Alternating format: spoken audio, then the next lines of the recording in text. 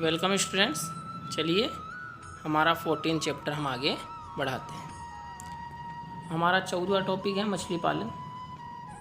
मछली प्रोटीन युक्त सुपाच्य व पौष्टिक खाद्य पदार्थ है। मछली में क्या होता है? प्रोटीन होता है, वो आसानी से पच जाती है और उसमें कई पौष्टिक पदार्थ भी पाए जाते हैं। तालाबों व झीलों में मछलियों का प्रजनन व उत्पादन किया जाता है। मछलियों को कहाँ पाला जाता है? तालाबों और झीलों में। वहीं उनका प्रजनन कराया जाता है, मतलब संतान उत्पन्न की जाती है और वहीं उनका उत्पादन किया जाता है। मीन्स उनका पालन पोषण किया जाता है, उनकी संख्या बढ़ाई जाती है। समुद्री भोज्य उत्पादन में भारत का विश्व में 6ठा स्थान है। समुद्रों से भोजन प्राप्त करने में पूरे विश्व में भारत का कौन सा स्थान है? 6ठा स्थान है। पश्चिम बंगाल व उड़ीसा में 1500 वर्ष पुराना मछली उद्योग मिला है।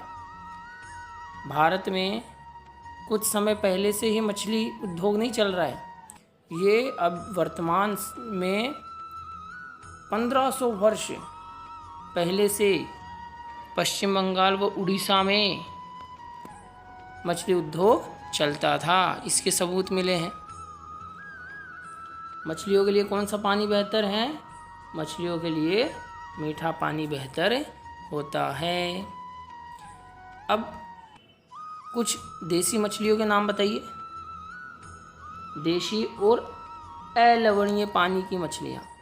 अलवणीय पानी कौन सा होता है? मीठे पानी को ही अलवणीय पानी कहते हैं, जिस पानी में लवण नहीं होता है।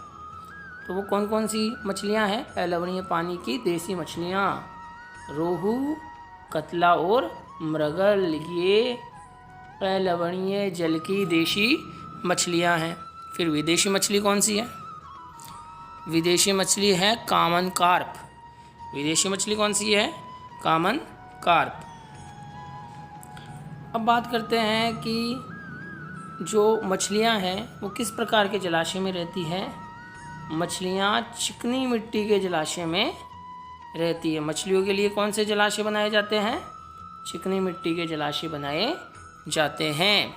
और मछलियों का उत्पादन कैसे बढ़ाया जा सकता है? संख्या कैसे बढ़ाई जा सकती है? मछलियाँ स्वस्थ हो, ये किन किन फैक्टर्स पर निर्भर करता है? तालाब का ताप, प्रकाश, ऑक्सीजन व जल प्रवाह को नियंत्रित करके मछलियों का उत्पादन बढ़ाया जा सकता है। कि जो तालाब हमने बनाया है मछलियों के रहने के लिए, उसका टेम्परेचर नॉर्मल हो, ना कम हो ना ज़्यादा हो। उसमें जो सूर्य का प्रकाश पड़ रहा है वो नॉर्मल हो, ना कम ना ज़्यादा। ऑक्सीजन पर्याप्त मात्रा में हो और जल का प्रवाह भी ठीक ठाक हो, तो हम मछलियों का उत्पादन बढ़ा सकते हैं, उनकी संख्या बढ़ा सकते हैं। अब बात करते हैं कि मछलियाँ जो है भोजन के रूप में क्या क्या ग्रहण करती है। मछलियों का भोजन कौन सा है? तो मछलियाँ जलीय पादप, जलीय जंतु, चावल की भूसी, गेहूं के आटे की गोलियां तथा अनाज के टुकड़े खाती है। एक तो जल में रहने वाले पादप, जल में रहने वाले छोटे छोटे जीव, चावल की भूसी, गेहूं के आटे की गोलियां और अनाज के टुकड़े भोजन के रूप में ग्रहण करती है। चलिए, मछली पालन हमारा कंप्लीट हुआ। अब चलते हैं पशुपालन पर। पशुपालन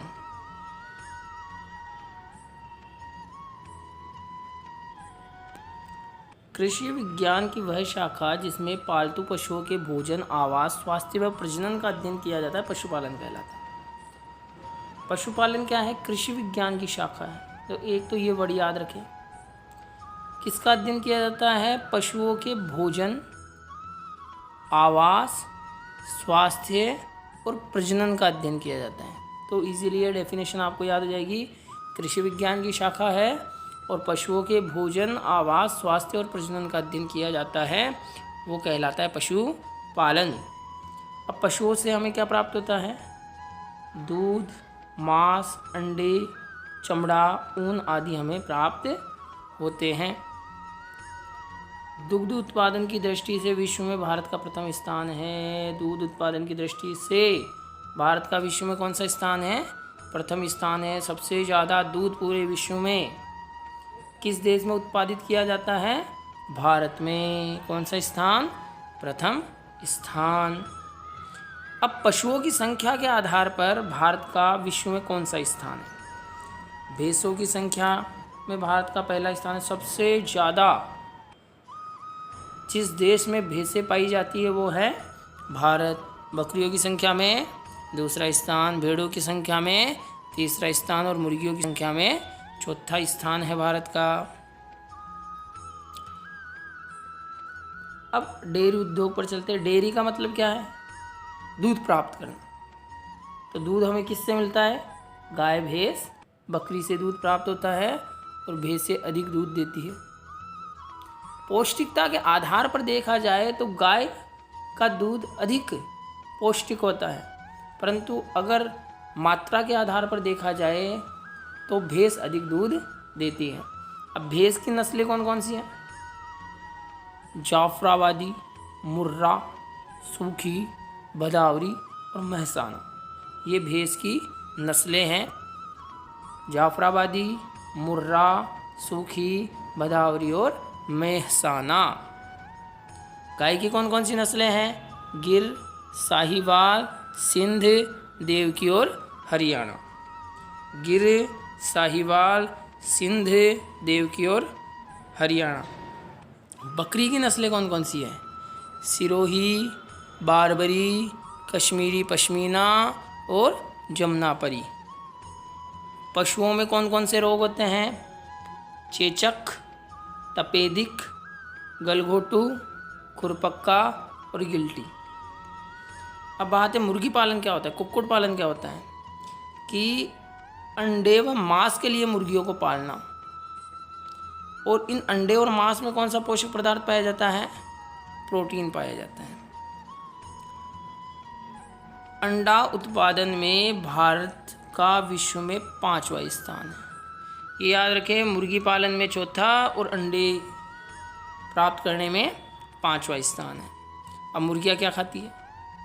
मुर्गियाँ मक्का, जौ, बाजरा, गेहूँ, ज्वार आदि खाती हैं। अब देखने में तो सिंपल लग रहा होगा कि ये खाती हैं, परंतु बिल्कुल सिंपल क्वेश्चन बोर्ड में पूछा गया था, वो मैं आपको बताऊंगा कौन सा क्वेश्चन था। 4 नंबर का ही पूछ लिया मछली पालन वाले टॉपिक से, और बिल्कुल सिंपल क्वेश्चंस थे।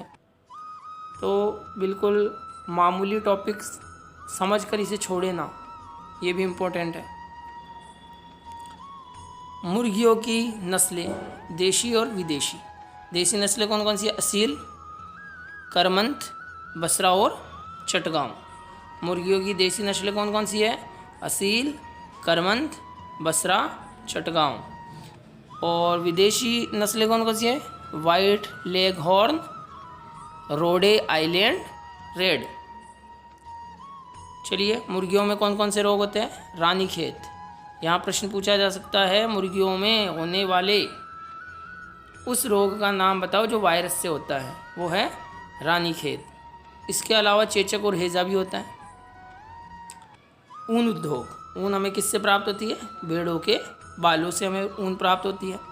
अब ऊन भी अलग अलग रंग की होती है, तो ऊन का रंग भेड़ की प्रजाति व स्थानीय जलवायु पर निर्भर करता है। स्थानीय जलवायु मतलब आसपास का वातावरण कैसा है, गर्म स्थान है या ठंडा स्थान है या वर्षा वाला स्थान है, उस हिसाब से भेड़ों की प्रजाति और वातावरण या जलवायु के कारण भेड़ के बालों का रंग निश्चित होता है और उसी से ऊन का रंग भी निश्चित होता है। अब भेड़ों की नस्लें कौन कौन सी है? लोही, नली, मारवाड़ी, पाटनवाड़ी।